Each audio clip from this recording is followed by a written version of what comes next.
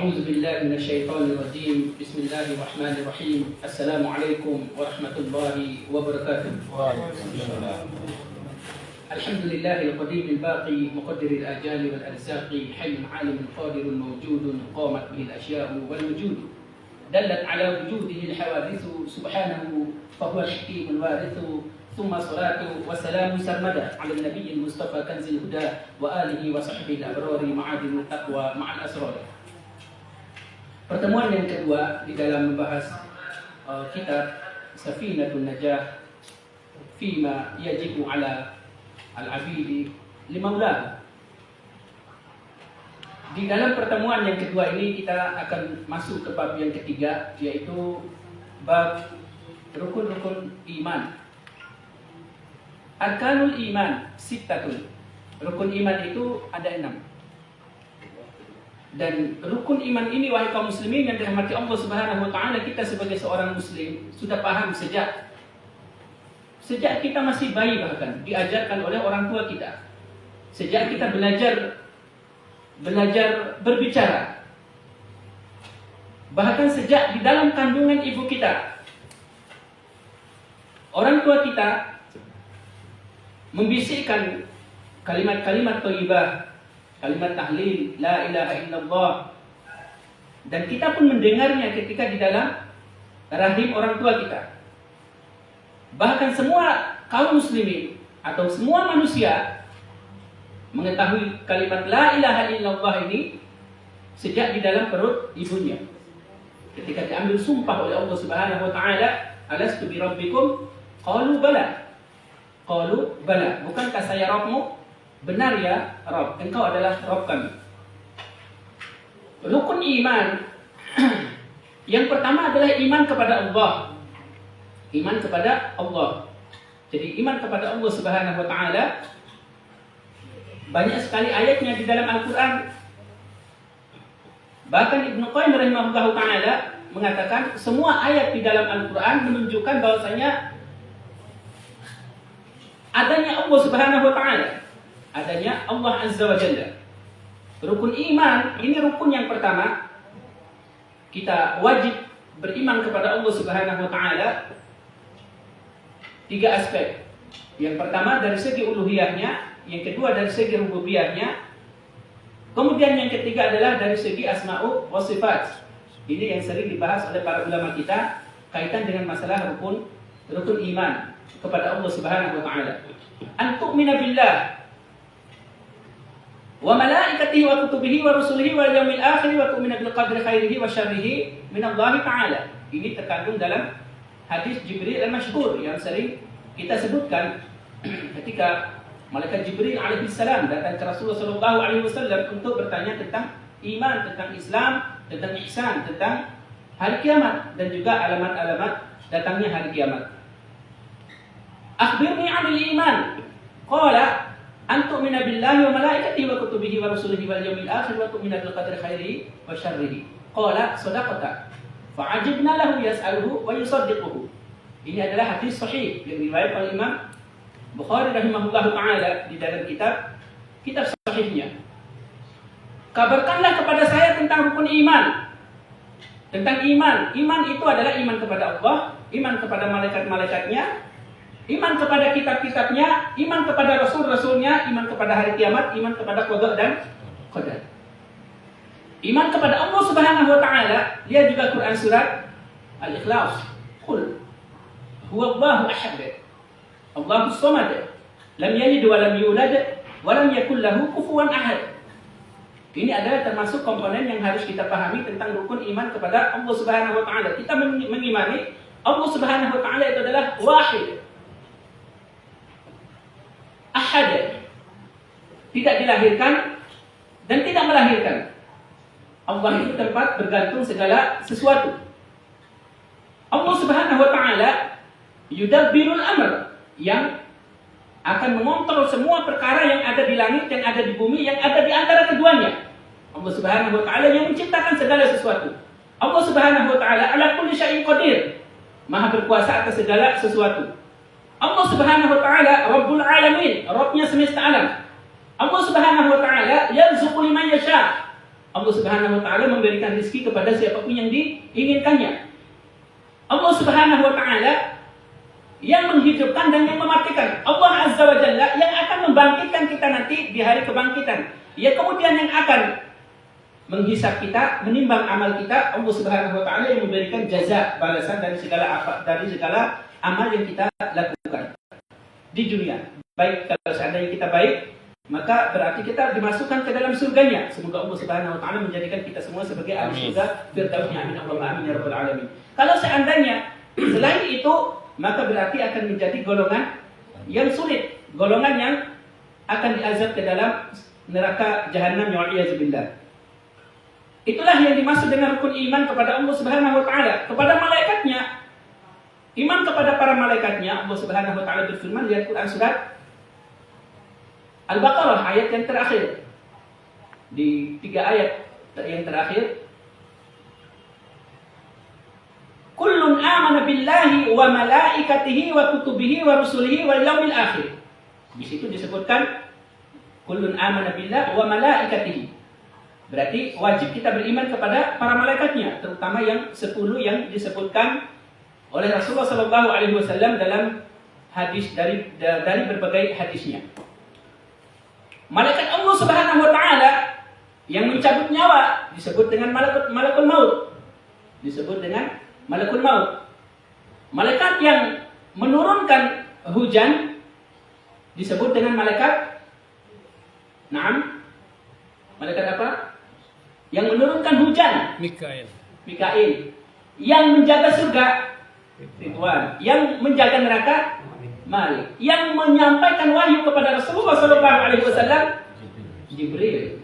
Nanti yang akan menulis amal kebaikan, yang menulis kejelekan, Atid.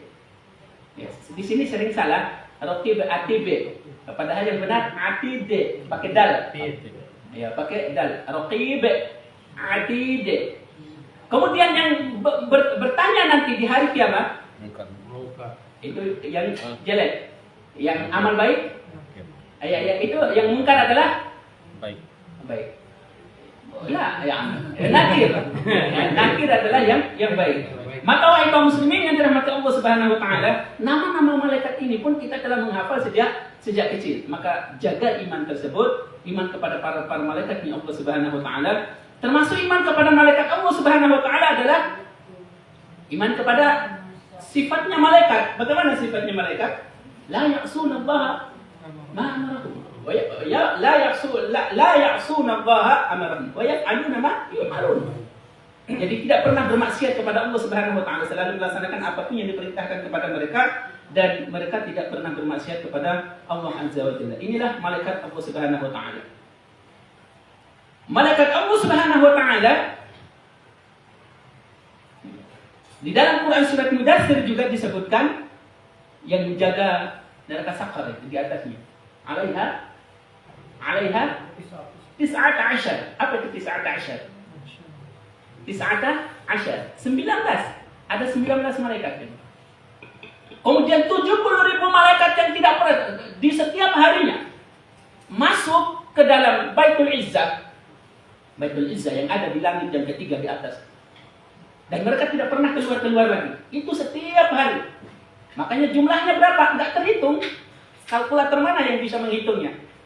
Sejak diciptakannya langit, sejak saat itu, sejak diciptakannya malaikat Allah Subhanahu wa taala, sejak saat itulah sampai nanti di hari kiamat, mereka tidak akan pernah keluar kembali ketika mereka sudah masuk.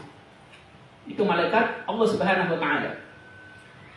Iman kepada malaikat Allah Subhanahu wa taala. Wa kutubihi, iman kepada kitab-kitabnya. Iman kepada kitab-kitab Allah Subhanahu wa taala. Di sana ada 4 kitab. Nabi Daud alaihissalam diturunkan kepadanya kitab Zabur. Nabi Isa alaihissalam Injil. Lalu kemudian Nabi Musa alaihissalam Taurat. Nabi Rasulullah sallallahu alaihi wasallam Al-Qur'an. Kemudian Nabi Ibrahim diberikan kepadanya suhuf. Dalam firman Allah Subhanahu wa taala disebutkan suhuf Ibrahim Musa wa Musa. Suhuf Ibrahim wa Musa. suhufnya Nabi Ibrahim alaihissalam dan juga Nabi Musa alaihissalam. Jadi kitab-kitab ini wahai kaum muslimin yang dirahmati Allah Subhanahu wa taala, kita wajib beriman kepadanya.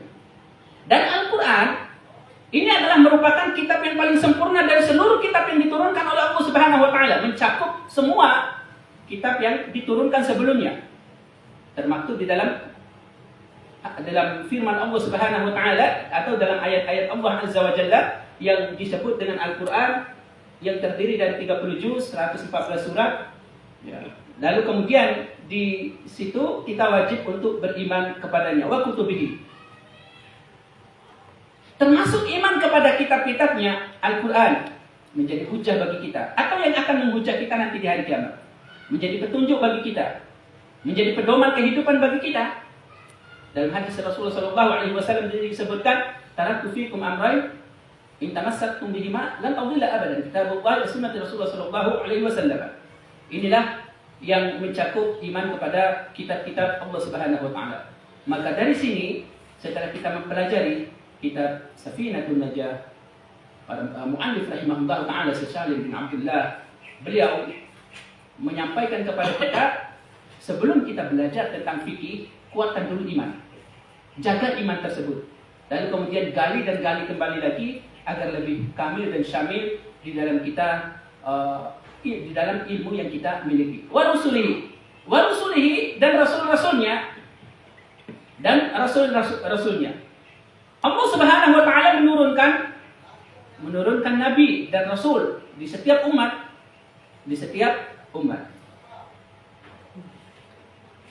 Bahkan di dalam firman Allah Subhanahu wa taala disebutkan, kami tidak akan mengazab satu umat sampai kami turunkan kepadanya rasul.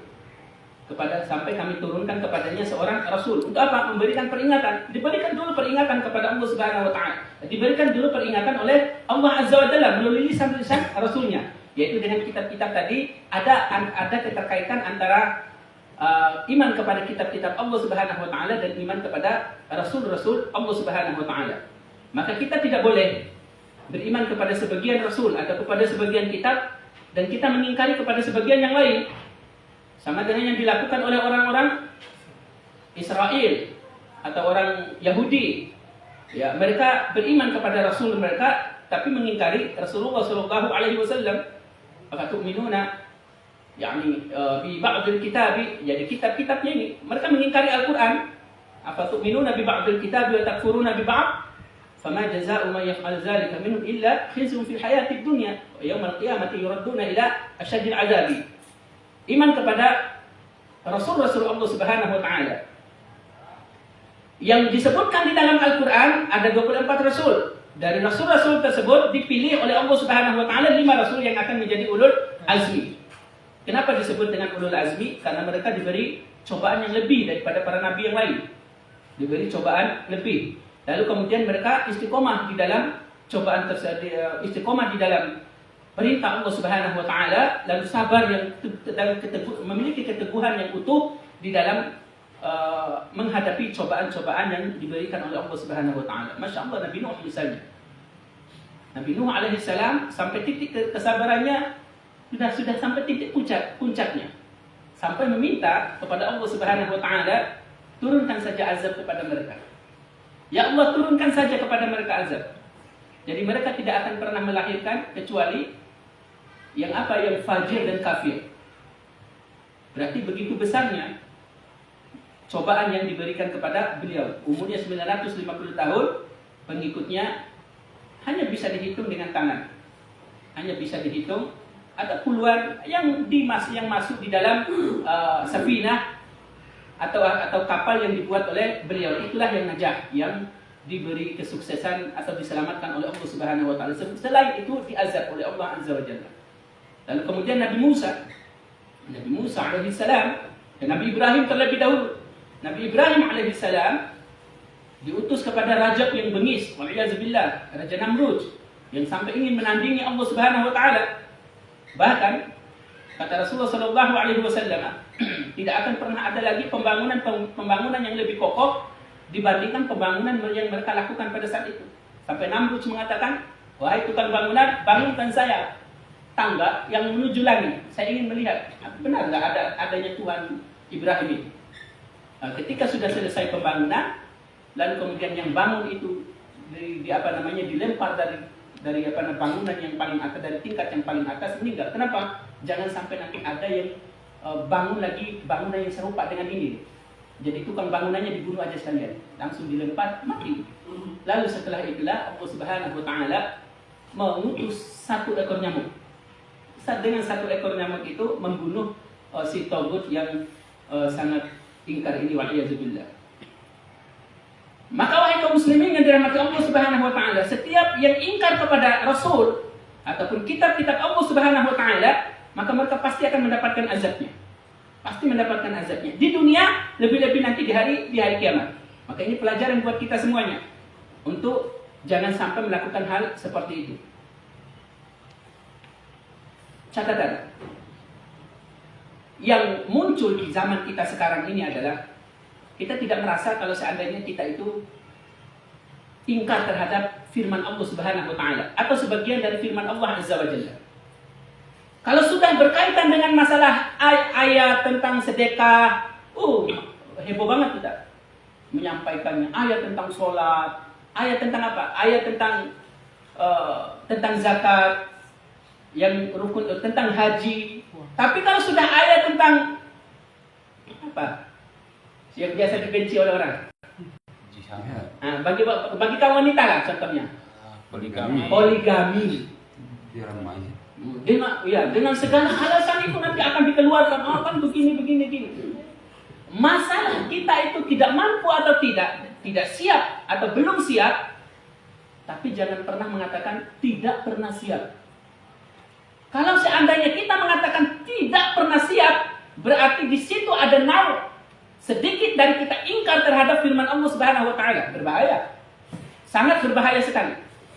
Cuma lakukanlah trik-trik agar bagaimana caranya suami tidak poligami. Lakukan trik-trik. Jangan sampai kita jatuh ke dalam kufur terhadap firman Allah Subhanahu wa taala. Sampai kita mengeluarkan kata-kata, itu kan bagi yang anu saja. Kalau saya pokoknya jangan sampai. Kalau ketahuan tahap kematian sama. Tahap kematian sama luar biasa itu. Atau kalau enggak, ceraikan dulu saya baru nikah lagi. Itu adalah kata-kata naur dari ingkar terhadap firman Allah Subhanahu wa taala. Wal'iyadzubillah. Maka oleh karena itu silakan kita menghisab diri kita kaitan dengan masalah jihad lagi. Masalah jihad ini bagi kaum laki-laki, terutama bagi para taghut, wal'iyadzubillah. Ini benci banget tentang ayat tentang jihad sampai mereka harus merevisi kembali terjemahan Al-Qur'an, lalu kemudian dialihkan kepada yang lain tentang wala dan bara. Mereka sangat benci terhadap ayat-ayat tersebut sampai harus ingin merubah terjemahannya, memalingkan maknanya kepada dari makna asli kepada makna yang sesuai dengan hawa nafsu mereka, wal'iyadzubillah. Ini semua adalah bagian dari mengingkari kitab-kitab Allah Subhanahu wa taala, dan tentunya kalau kita mengingkari kitab-kitab Allah Subhanahu wa taala secara otomatis kita mengingkari Rasul-Rasul Allah Azza wa Jalla dan sebaliknya. Makanya kami tadi mengatakan iman kepada kitab-kitab Allah dan iman kepada Rasul-Rasul Allah Subhanahu wa taala memiliki ikatan yang sangat erat, tidak bisa dipisahkan antara satu sama lain. Wabil yaumil akhir. Dan iman kepada hari kiamat. Iman kepada hari kiamat. Lihat Quran surat Al-Furqan ayat 49. Yas'alunaka 'anis sa'ati ayyana. Ayyana. Kalau di dalam Quran surat An-Nazi'at disebutkan ayyana mursaha. Kapan datangnya? Ayyana mursaha. Fima anta min zikraha ila rabbika muntahaha. Fima anta min zikraha ila rabbika muntahaha. Kepada Allah Subhanahu wa taala lah yang mengetahui dari kesudahan tersebut. Kalian tidak mengetahuinya. Dalam Quran surat Al-Furqan tadi ayat 49 tadi disebutkan tentang innama ilmuha indallah. Sesungguhnya ilmunya itu adalah di sisi Allah Subhanahu wa taala. Ilmunya di sisi Allah Subhanahu wa taala. Ini adalah salah satu bentuk iman kita kepada hari kiamat. Hari kiamat akan datang. Kapan datangnya? Dirahasiakan oleh Allah Subhanahu wa taala. Tapi Allah Subhanahu wa taala mengirimkan tanda-tandanya. Hari kiamat ada dua, ada kiamat kecil, ada kiamat besar. Apa itu kiamat kecil? Ya kiamat buat kita masing-masing, kematian. Itu adalah kiamat kecil, kematian bagi kita. Menunjukkan bahwasanya kiamat telah berakhirlah kehidupan kita. Lalu kemudian kiamat yang besar itu nanti adalah akhirnya kehidupan alam semesta ini. Tidak akan ada lagi kehidupan setelah itu. Di dunia maksudnya, kecuali nanti kehidupan di hari kiamat. Tanda-tandanya banyak sekali. Seperti kata Rasulullah SAW akan terbitnya matahari dari arah barat.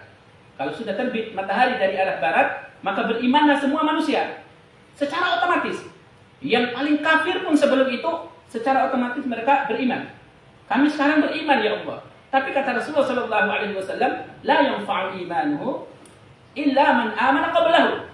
Tidak akan bermanfaat iman-iman mereka kecuali orang-orang yang beriman sebelum itu. Kecuali mereka yang telah beriman sebelum itu. Maka wahai kaum muslimin yang dirahmati Allah Subhanahu wa taala, taubat seseorang akan diterima selama mereka tidak menghadapi kiamat kecil dan kiamat besar. Ya. Selama mereka tidak menghadapi kiamat kecil dan kiamat besar. Kiamat kecil apa? Sakaratul maut. Dalam hadis Rasulullah SAW, illa ma gharghara. Jadi gharghara itu adalah kerongkongan. Nawa, maksudnya istilah kerongkonakan. Maka pada saat itu kita menyadari kesalahan kita bertaubat kepada Allah Subhanahu wa taala, tidak ada tidak ada manfaatnya lagi. Maka wahai kaum muslimin yang dirahmati Allah Subhanahu wa taala, kiamat besar yaitu dalam hadis Rasulullah SAW tentang terbitnya matahari dari arah barat. Wabil yaumil akhir. Iman kepada hari kiamat wahai kaum muslimin yang dirahmati Allah Subhanahu wa taala mencakup semua kejadian dan peristiwa yang akan terjadi mulai dari goncangan yang dahsyat itu. Jadi goncangan yang sangat dahsyat itu akan dimulai dengan suara trompet yang pertama. Disebut dengan nafhatul ula. Nafhatul ula. Jadi ketika ditiupkan trompet yang pertama, maka hancurlah seluruh alam semesta. Disitulah berlakunya firman Allah Subhanahu wa taala, "Idza zulzilatil ardu zilzalaha." Terus wa akhrajatil ardu athqalaha. Jadi ini adalah kejadian yang akan terjadi di hari kiamat. Lalu manusia apa? Apa katanya di situ manusia? Wa qala al-insanu malaha. Apa yang terjadi ini ya Allah? Malaha. Apa ini? Ada apa ini? Ada apa ini? Mau selalu apa? Bahkan di dalam firman Allah Subhanahu wa taala disebutkan ketika terjadinya hari itu, orang yang dalam keadaan hamil dia melahirkan enggak merasakannya, tidak merasakan keluar anaknya dari perutnya.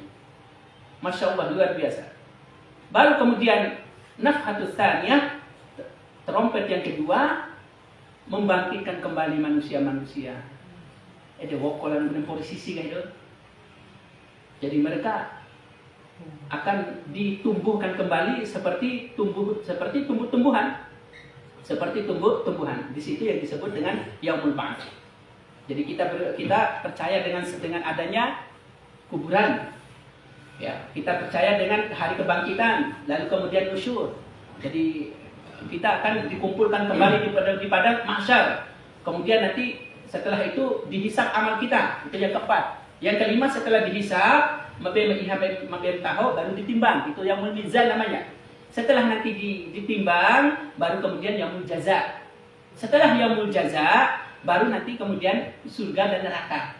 Jadi surga dan neraka itu nggak tahu kemana dulu. Orang nggak ada yang mikir itu dulu. Jadi pada saat itulah terjadinya yauma yafirul mar'u min akhihi wa ummihi wa abihi wa sahibatihi wa banihi likulli imri'in yauma idzin sya'nu yughni wujuhu yauma idzin sya'nu yughni wujuhu yauma idzin musfirah dahikatun mustabshirah wa wujuhu yauma idzin 'alaiha ghabara tarhaquha qatara ulaika humul kafaratul fajara. Ini digambarkan oleh Allah Subhanahu wa taala di dalam Quran surat Abasa tersebut, bahwasanya orang yang beriman dia akan dalam keadaan wajahnya baik-baik saja, gembira dia. Sedangkan mereka yang kafaratun fajarah, mereka dalam keadaan murung, lalu kemudian sedih. Mereka memikirkan apa yang telah mereka lakukan ketika di dunia dulu. Semoga Allah Subhanahu wa taala mengampuni segala dosa kita semuanya dan menerima segala amal kita semua, sehingga kita berhak untuk mendapatkan balasan yang baik nanti di sisi Allah Subhanahu wa taala, yaitu surganya. Amin Allahumma amin ya rabbal alamin. Rukun iman yang keenam adalah wabil qadri khairihi wa syarrihi, yaitu iman kepada qada yang baik dan qadar yang qada dan qadar yang baik dan buruk. Allah Subhanahu wa taala telah menentukan segala hal. Segala hal. Maka di dalam firman Allah Subhanahu wa taala disebutkan faqaddarnahu taqdira. Kami telah benar-benar menentukan itu dengan benar-benar menentukannya. Jadi ditentukan oleh Allah Subhanahu wa taala. Dalam firman Allah Subhanahu wa taala disebutkan innallaha ala kulli syai'in qadir. Innahu ala kulli syai'in qadir. Sesungguhnya Allah Subhanahu wa taala di atas segala sesuatu, di situ Maha berkuasa dikatakan. Itu adalah qadir, yang Maha berkuasa, yang Maha menentukan, yang Maha menentukan. Jadi yang Maha menentukan itulah yang Maha berkuasa. Cuma terjemahan bebasnya, kita di dalam terjemahannya itu adalah yang Maha berkuasa atas segala sesuatu. Maksudnya adalah yang Maha menentukan atas segala sesuatu. Kamu akan begini, kamu akan begini, kamu akan begini. Jadi Allah Subhanahu wa taala yang menentukan siapa yang akan masuk ke dalam surganya, siapa yang akan masuk ke dalam nerakanya. Kalau seandainya Allah Subhanahu wa taala sudah menentukan seseorang untuk masuk ke dalam nerakanya, maka selama-lamanya dia tidak akan pernah tobat. Mohon maaf, ini menjadi renungan bagi kita semua. Kalau seandainya Allah Subhanahu wa taala sudah menentukan siapa ahli surga, contohnya dia ini ahli surga, maka selama-lamanya dia akan berada di dalam ketaatan kepada Allah Subhanahu wa taala. Kalau seandainya dia melakukan kemaksiatan, dia segera sadar, lalu kemudian taubat nasuha, kemudian dia terus di jalan yang mustaqim, di jalan yang lurus menuju surganya Allah Subhanahu wa taala. Sebaliknya, seseorang yang sudah ditentukan untuk menjadi penghuni nerakanya, maka selama-lamanya dia akan terus berada di dalam kemaksiatan kepada Allah Subhanahu wa taala. Walau banyak orang yang datang menasihati, walau banyak buku yang dia baca, walau banyak nasihat yang dia dengar, walau banyak ibrah yang dia lihat, pelajaran yang dia lihat, tidak akan bisa menyadarkan hatinya. Hatinya sudah begitu tertutup oleh Allah Subhanahu wa taala. Maka lihat, Masya Allah, luar biasa. Pamannya Rasulullah sallallahu alaihi wasallam memang sudah ditentukan oleh Allah Azza wa Jalla untuk menjadi penghuni nerakanya. Seorang Rasul yang sangat mulia, manusia yang paling sempurna, menasihati pamannya tidak akan bisa menembus hidayah Allah Subhanahu wa taala. Makanya firman Allah Subhanahu wa taala diturunkan pada saat itu. Innaka la tahdi man ahbabta, walakinnallaha yahdi man yasha. Sesungguhnya engkau tidak akan bisa memberikan hidayah kepada orang yang engkau paling cintai. Tapi Allah Subhanahu wa taala memberikan hidayah kepada siapapun yang diinginkannya. Oleh karena itulah renungan bagi kita banyak beristighfar kepada Allah Subhanahu wa taala. Kalau seandainya ada nasihat-nasihat baik kok susah banget masuk di hati. Ya Allah, jangan-jangan saya ahli neraka. Nauzubillah ya Allah. Ya Allah, jauhkan saya dari api neraka-Mu ya Allah. Ya Allah, jauhkan saya dari azab-Mu ya Allah. Ya Allah, kehendaki saya untuk menjadi hamba-Mu yang soleh ya Allah. Ya Allah, lunakkan hati hamba ya Allah. Ya Allah, jauhkan hamba dari syaitan ya Allah. Ya Allah, hancurkan syaitan-syaitan yang ingin menghancurkan hamba ya Allah. Jadi ini doa-doa yang kita ucapkan kepada Allah Subhanahu wa taala untuk kehati-hatian kita semuanya, jangan sampai kita berada di dalam balasan yang tidak baik, yaitu nerakanya Allah Azza wa Jalla. Wa'iyadzubillah. Allah Subhanahu wa taala telah menentukan takdir kita. Di situ takdir ada dua. Ada takdir kauniyah, ada takdir syar'iyah. Ada takdir kauniyah, ada takdir syar'iyah. Takdir kauniyah itu adalah yang mengandung sebab akibat.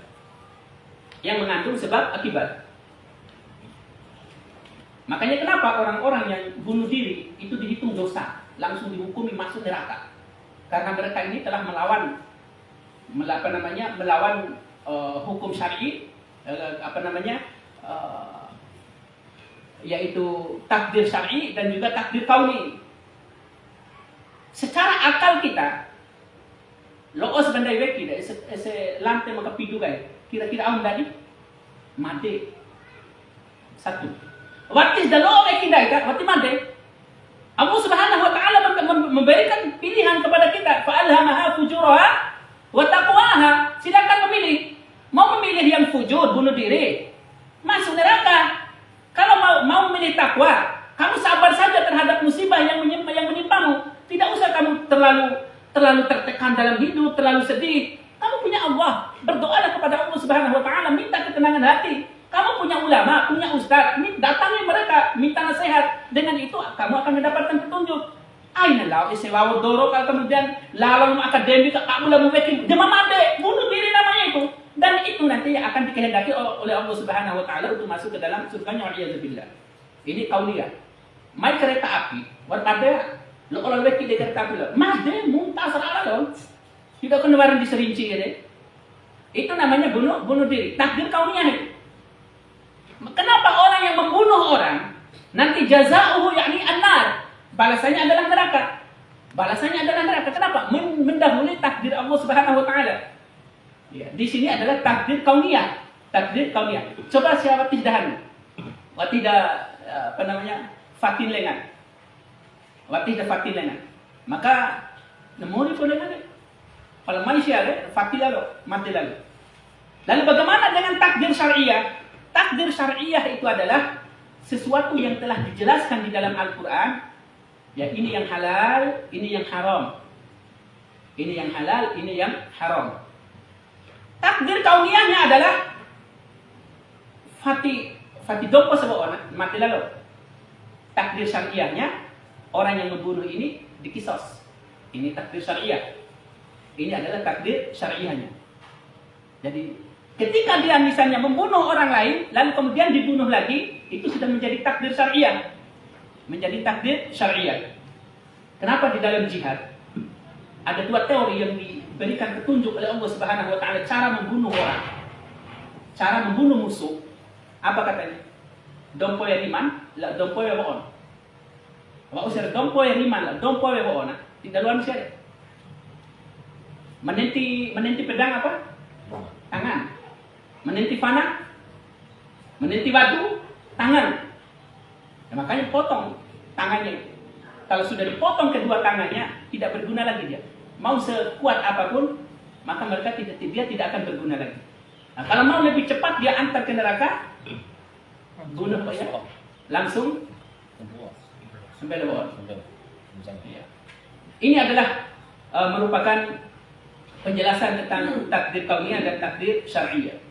Takdir kauniyah dan takdir syariah. Sebagian para ulama kita, takdir kita itu akan kita ketahui kalau itu sudah terjadi. Oh, saya sudah ditakdirkan untuk seperti ini. Tapi takdir selanjutnya kita tidak tahu. Walau misalnya sekarang, contohnya, ya, takdir kita sekarang berada di majelis ilmu. Berarti kita ditakdirkan untuk menjadi orang baik. Tapi takdir setelah ini, apa yang akan terjadi? Wallahu a'lam. Tergantung kita mau milih yang mana. Berarti nanti weh tahu al-gahir eli ustaz, nanti kecil, kemudian punya niat dalam hati untuk mengamalkannya. Dengan ilmu yang kita dapatkan itu, kita akan terus berada di jalan siratal mustaqim. Maka insya Allah kita akan mendapatkan takdir yang baik. Takdir yang baik. Semoga Allah Subhanahu wa taala memperbaiki takdir kita semuanya. Amin Allahumma amin ya rabbal alamin. Jadi salah satu manfaat sedekah itu yaitu untuk memperbaiki takdir itu. Manfaat sedekah itu termasuk untuk memperbaiki takdir. Allah telah mentakdirkan kita untuk sakit. Dengan sedekah Allah akan berikan kesehatan. Allah mentakdirkan kita mungkin mengalami kecelakaan, hanya umur kita pendek, lalu kemudian ketika kita bersedekah, Allah Subhanahu wa taala memerintahkan malaikatnya hapuskan takdir dia ini. Hapuskan. Ketika dihapus berarti dia tidak jadi kecelakaan, maka umurnya jadi panjang. Umurnya jadi panjang. Jadi Allah Subhanahu wa taala yang akan menentukan segala takdir manusia. Wa ma'na la ilaha illallah. Ini adalah bab yang keempat. Wa ma'na la ilaha illallah, la ma'budun bihaqqin fil wujudi illallah. Jadi pengertian la ilaha illallah adalah bahwa tidak ada yang patut disembah secara hak di dalam kebenarannya, di dalam keberadaannya kecuali hanya Allah Subhanahu wa taala. Jadi tidak boleh kita menyembah selain Allah. Menyembah selain Allah di sini, wahai kaum muslimin yang dirahmati Allah Subhanahu wa taala, bisa berupa menyembah di dalam perbuatan, bisa di dalam niat atau hati. Ini yang berbahaya. Kalau seandainya kita menyembah dalam bentuk perbuatan, itu syirik akbar. Yukhriju minal millah, akan mengeluarkan kita dari Islam. Kalau kita sudah keluar dari Islam, maka kita akan berada di dalam neraka abadan abadiyah, yaitu selama-lamanya, khalidina fiha abada, tidak akan pernah keluar lagi dari wa ma hum bi kharijina minan nar. Itu orang-orang musyrik, wal iyad billah. Semoga Allah Subhanahu wa taala menjauhkan kita dari segala perbuatan syirik. Makna la ilaha illallah, tidak ada yang berhak untuk kita sembah kecuali Allah Subhanahu wa taala. Di sini juga terkandung firman Allah Subhanahu wa taala, inna salati wa nusuki wa mahyaya wa mamati lillahi rabbil alamin. Jangan karena pemimpin, jangan karena orang tua, jangan karena mertua, jangan karena pasangan. Biar dinilai soleh, biar dinilai karyawan paling baik. Jadi kita hanya wa'iyadzubillah menjadi orang munafik. Di dalam perbuatannya adalah baik, tapi hatinya, niatnya bukan karena Allah Subhanahu wa taala. Bukan karena Allah Subhanahu wa taala. Kalaulah kita menancapkan niat tersebut karena Allah Subhanahu wa taala, maka sebenarnya tetap sholat, sama-sama capek, tetap kerja, sama-sama capek, tetap sedekah, sama-sama habis harta. Cuma karena hati kita bukan karena Allah, tidak akan berguna. Tapi kalau hati kita karena Allah Subhanahu wa taala, Allah akan membalasnya 10 kali lipat. Bahkan sampai 700 kali lipat. Allah Subhanahu wa taala akan membalasnya. Matsalul ladzina yunfiquna amwalahum fi sabilillah kamatsali habatin anbatat sab'a sanabila fi kulli sunbulatin mi'atu habbah. Wallahu yudha'ifu liman yasha'u wallahu wasi'un 'alim. Ini adalah kaitan dengan masalah hati. Di dalam masalah hati dalam beribadah kepada Allah Subhanahu wa taala. Kita praktekkan di dalam salat. Banyak orang yang sholat, Masya Allah luar biasa. Sholatnya ya karena hanya sekedar melepas kewajiban saja. Hanya sekedar melepas kewajiban. Makanya tumakninanya kurang banget. Kurang sekali. Kita akan mempelajari masalah tumaknina itu nanti di bab selanjutnya. Wa ma'na la ilaha illallah. La ilaha illallah ini adalah merupakan kalimat yang paling mulia di antara seluruh kalimat thayyibah. Bahkan ini adalah menjadi syarat untuk masuk ke dalam surga Allah Subhanahu wa taala. Kalimat ini yang akan membebaskan manusia dari api neraka, dari azabnya Allah Subhanahu wa taala. Kalimat la ilaha illallah menjadi syarat orang masuk Islam. Ketika dia tidak mengucapkan kalimat la ilaha illallah atau melepas diri dari kalimat la ilaha illallah, orang akan disebut murtad. Wal iyad billah. Ini sangat memiliki kedudukan yang sangat tinggi di hadapan Allah Subhanahu wa taala. La ilaha illallah. Seseorang akan ditakdirkan Allah Azza wa Jalla masuk ke dalam surganya apabila dia mengucapkan di akhir hayatnya kalimat ini, la ilaha illallah, la ilaha illallah, la ilaha illallah. Tidak ada ilah kecuali Allah Subhanahu wa taala. Tidak ada yang berhak disembah kecuali Allah Azza wa Jalla. Maka silakan kita semua mencoba dari sekarang untuk mengaplikasikan kalimat la ilaha illallah ini di dalam segala amal yang kita lakukan. Contohnya dalam kita kajian ini aja. Datang di kajian ini untuk apa? Ya Allah, saya datang ke kajian ini adalah untuk meninggikan kalimat la ilaha illallah di dalam diri hamba. Setelah itu nanti hamba akan alirkan kepada anak dan istri hamba, kemudian ke keluarga hamba, ke tetangga-tetangga hamba, lalu kemudian ke masyarakat dan umat hamba. Jadi ini adalah niat kita yang baik. Dan kalau seandainya kita datang belajar seperti ini, lalu kemudian dengan niatkan untuk la ilaha illallah, untuk mentauhidkan Allah Subhanahu wa taala, maka insyaallah pahala dan ganjarannya akan besar di sisi Allah Azza wa Jalla. Dan orang-orang yang seperti itu nanti yang akan masuk ke dalam naungan sabda Rasulullah sallallahu alaihi wasallam, yang akan dinaungi oleh para malaikat, yang akan diminta istighfar oleh ampunan oleh malaikat Allah Subhanahu wa taala, yang akan diturunkan rahmat, yang akan diturunkan kepadanya sakinah, ketenangan di dalam hatinya, yang akan dibanggakan oleh Allah Subhanahu wa taala nanti di hadapan para malaikatnya, yaitu mereka yang datang kajian seperti ini untuk mentauhidkan Allah Subhanahu wa taala, meninggikan kalimat la ilaha illallah. Alamatu al-bulughi thalathatu. Alamatu al-bulughi thalathatu. Tanda-tanda balik itu ada 3. Tanda-tanda balik itu ada 3. Ini adalah bab yang kelima. Yang pertama adalah usia sudah mencapai 15 tahun. Baik laki-laki atau maupun perempuan. Jadi kalau seandainya, mohon maaf, tidak pernah mimpi basah, atau yang laki-laki belum tumbuh bulunya, belum berubah suaranya, tapi umurnya sudah 15 tahun, secara otomatis di mazhab Syafi'i rahimahullah ta'ala dihukumi sebagai orang yang sudah balik. Mana dalilnya? Dalilnya ini adalah ke hadis Rasulullah SAW ketika Ibnu Umar datang ke Rasulullah SAW, umurnya 14 tahun. Izin untuk jihad. Berarti di perang Badar. Badar Kubra yang terjadi pada tahun 2 Hijriah. Tidak diizinkan oleh Rasulullah, pulang dulu kamu masih kecil. Ketika tahun besoknya, yaitu perang Uhud, datang lagi beliau, umurnya sudah 15 tahun, baru diperbolehkan oleh Rasulullah SAW. Karena di dalam jihad itu adalah tidak diperbolehkan untuk ikut anak kecil. Anak kecil itu di mana hukumnya untuk mengetahuinya? Yaitu ketika dia belum balik. Semua yang belum balik disebut dengan anak kecil. Itu yang disebut dengan abriya.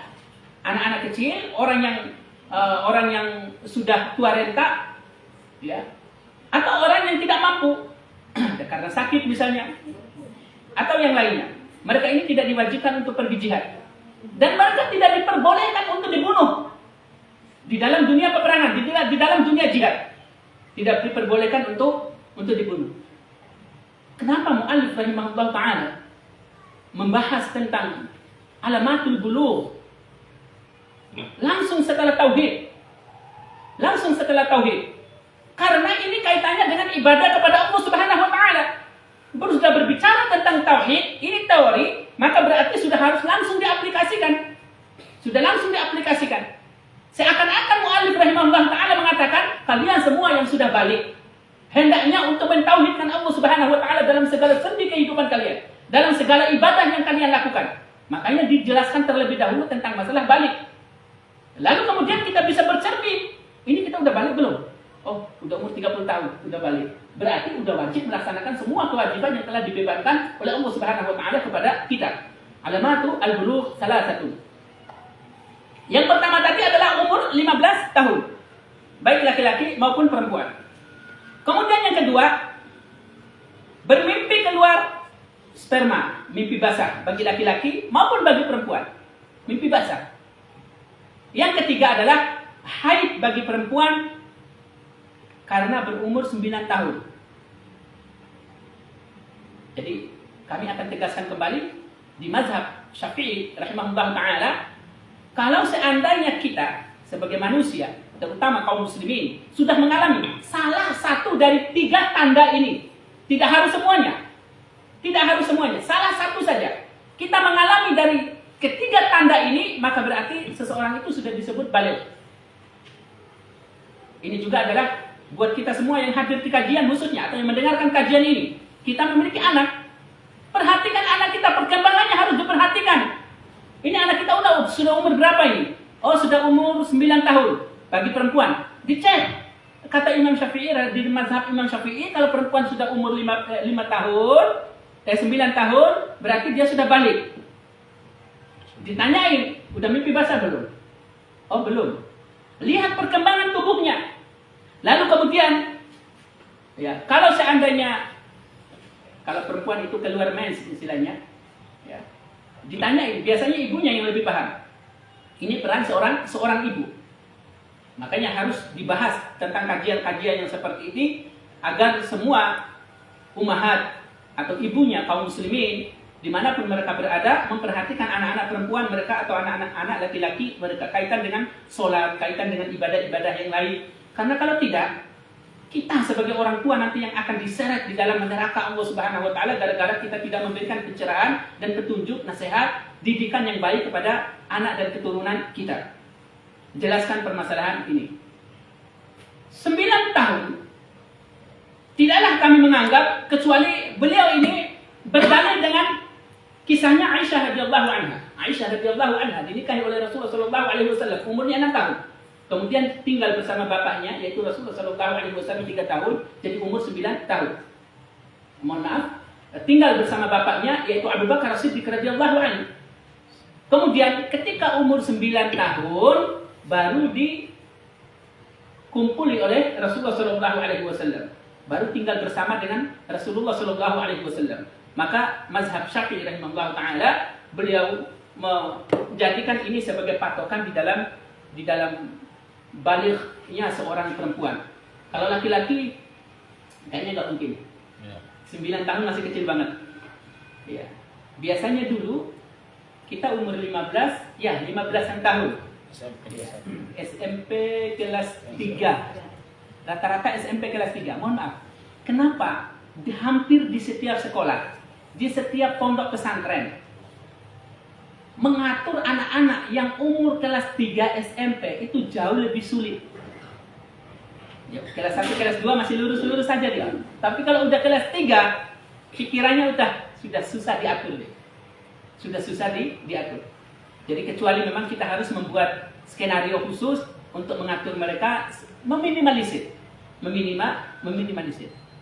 Kami juga mengalami ketika menjadi salah satu ustadz di Jawa dulu, tahun 2005,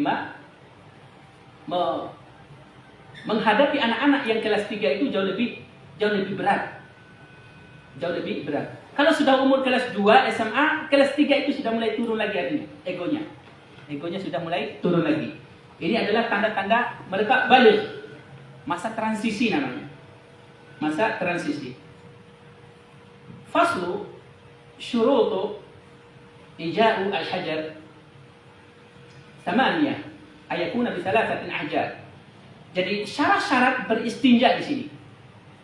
Rasulullah sallallahu alaihi al-muallif rahimahullah taala membuat salah satu bab yang ke-6, yaitu syarat beristinja. Ada 8. Syarat beristinja yang pertama adalah hendaknya dengan 3 batu. 3 batu. Mungkin sekarang jarang kita alami ya. Orang tahu sesarani rumah. Entoi nang beli pelatai akan sing ana. Akan tolo sedoro di taru. Pada tiara wong to ini. Ai zaman itu tiara wong apa bangin. Hendaknya dengan 3 batu. Yang kedua, ketiga batu bisa membersihkan tempat najis. Jadi kita harus yakin bahwasanya ketiga batu tersebut bisa membersihkan najis yang ada. Berarti ini adalah dubur ya. Dubur apa kubur? Dubur. Nah.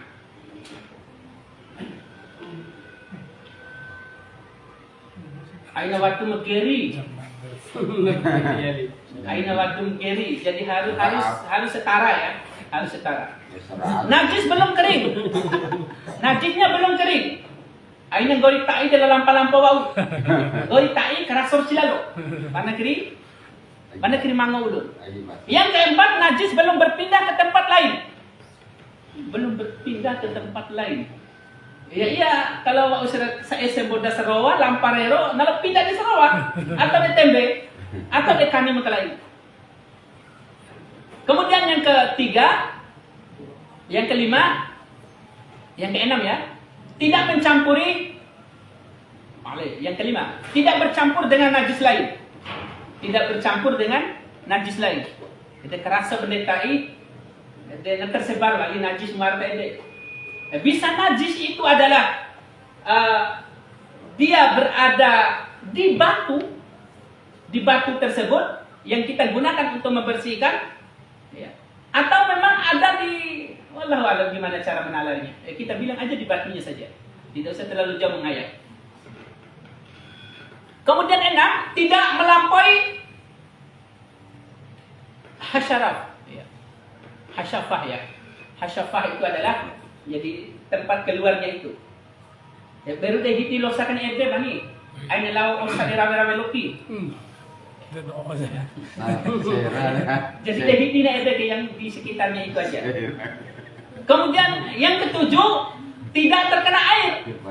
Tidak terkena air. Yang ke-8, harus dengan batu yang suci. Masya Allah. Ini adalah tanda kita Apa tadi? Beristinja. Jadi beristinja itu adalah bersuci tanpa air, dengan menggunakan tanpa air. Tiara oi asli tiara oi. Nawara seoi dia mati berlaku na istinja. Nawara seoi mati berlaku na istinja. Sekarang permasalahannya seberapa jauh tempat tidak ada air tersebut. Kalau di dalam mazhabnya Imam Syafi'i rahimahullah taala, kalau seandainya ada air di kampung sebelah, bawa dulu air dari kampung sebelah. Aqua. Kepala ada saya tahan kan istinja. Kamu dah selalu. Yang penting hilang najis. Jadi itu kan yang penting hilang najis. Yassiru wala tu'assiru basyir wala tunaffir. Wallahu a'lam. Ini sudah ngaji waktunya Barakallahu fikum. Insyaallah pembahasan ini kita akan bahas ulang lagi di pertemuan yang akan datang. Barakallahu fikum jami'an. Assalamualaikum warahmatullahi wabarakatuh. Waalaikumsalam. Hati kan Ustaz? Nanti kan?